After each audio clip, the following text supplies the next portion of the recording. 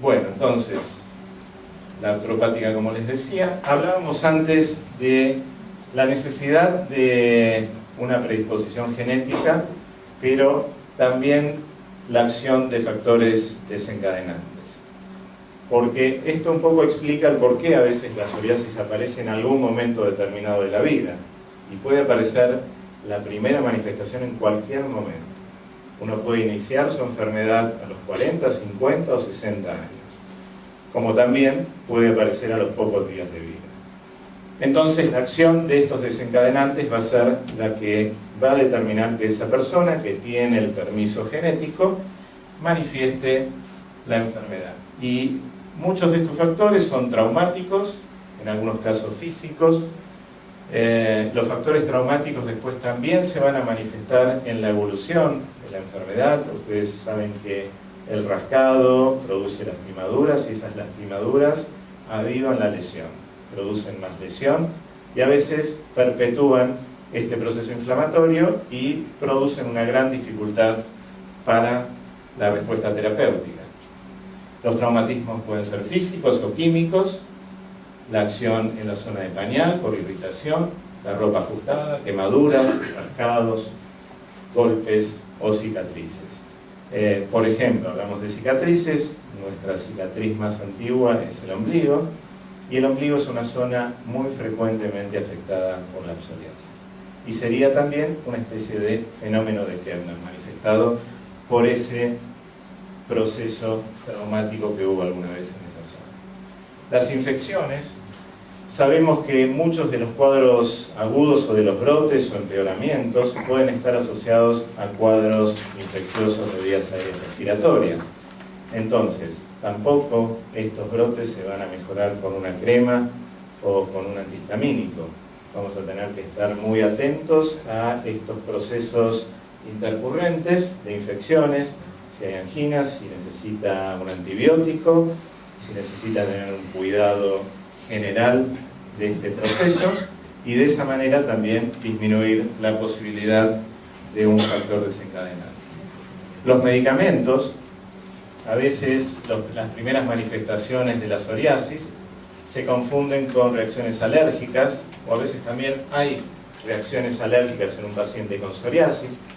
Esto puede ser tratado con corticoides. Los corticoides por boca o inyectables muchas veces mejoran inmediatamente la psoriasis. Esto estimula mucho a quien la da y a quien la recibe. Y a veces se repiten estos tratamientos y después se producen rebrotes importantísimos, en algunos casos pustulosos, en algunos casos graves que merecen tratamientos intensos y hasta internaciones. Entonces hay que chequear muy bien lo que se le da a un paciente con psoriasis. El paciente con psoriasis tiene que comentar que tiene esta enfermedad por un proceso respiratorio, por un proceso traumático, por una contractura. Muchas veces en alguna sala de emergencias un médico de guardia puede dar un corticoide sin haber preguntado si esa persona tenía psoriasis. Es muy importante tenerlo en cuenta.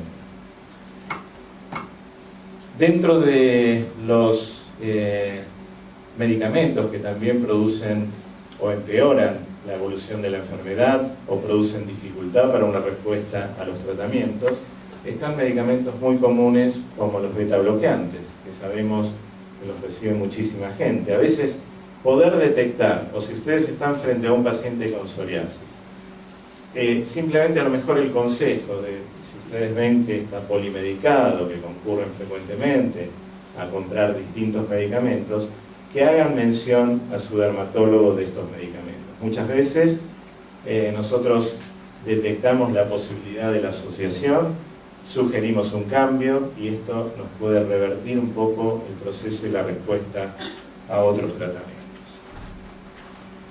Factores muy importantes son los factores psicoemocionales, que pueden estar presentes como de manera secundaria, reactiva a la enfermedad, o asociados al inicio o a los brotes. Y no necesariamente solo situaciones negativas, sino que a veces movimientos emocionales. Por eso hablamos no solo del estrés, sino del estrés como uno de los componentes, pero sí englobamos a los factores psicoemocionales en general muchas veces vinculados a la enfermedad.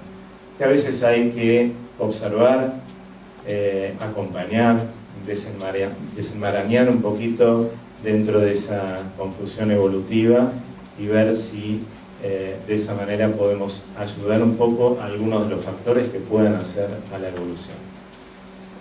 El alcohol y el tabaco, si bien tradicionalmente no se asociaban, hoy en día sí están vinculados por estudios estadísticos, por mecanismos teóricos que se plantean en la evolución, pero también tenemos que tener en cuenta que la adicción a estos hábitos, al alcohol o al tabaco, también está manifestando algún tipo de cambio en el comportamiento de la persona, que además tenemos que observar. Entonces, cuando nos planteamos la terapéutica, vamos a tener una serie de variables, y no solamente dónde está la lesión, o qué tipo de lesión tiene, o cuánto hace que la tiene, sino el tipo de psoriasis, dónde está, la extensión por supuesto, si hay síntomas, si el paciente tiene prurito, si el prurito interfiere el sueño, si tiene dolor, si el rascado produce sangrado, si el sangrado interfiere también alguna otra actividad o la vestimenta o su actividad social. Si hay enfermedades asociadas, por supuesto la observación del síndrome metabólico y la observación de los análisis adecuados, de la orientación clínica adecuada. Si hay un componente articular vinculado específicamente a la psoriasis y esta artritis, la vamos a diagnosticar con el reumatólogo. El sexo y la edad, no es lo mismo tratar a un chico, tratar a una mujer en edad fértil o en planificación de embarazo. Entonces tenemos que tener en cuenta todo esto y todo esto nos va a guiar hacia la elección del mejor esquema terapéutico.